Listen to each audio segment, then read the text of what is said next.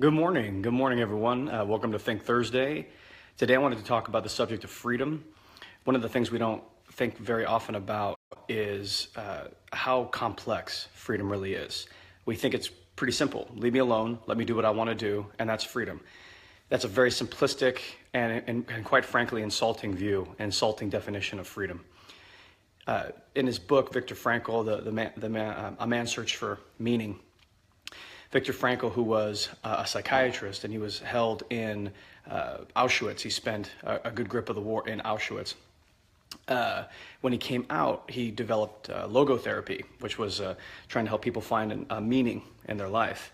And he wrote in that book that the United States, when they built the Statue of Liberty on the East Coast, should have built the Statue of Responsibility on the West Coast.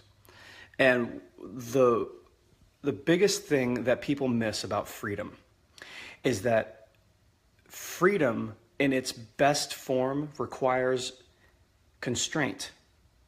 But it doesn't require just constraint for constraint's sake. It doesn't require just a bunch of laws oppressing people. It requires the right constraints, the presence of the right constraints.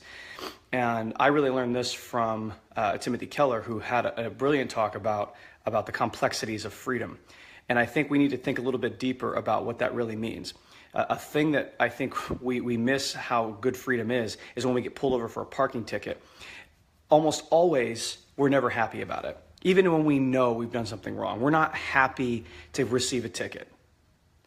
But we are, and we should be, glad that there are people monitoring the speed limits on the roads, so people don't run into each other at high speeds, and making sure that people are protected.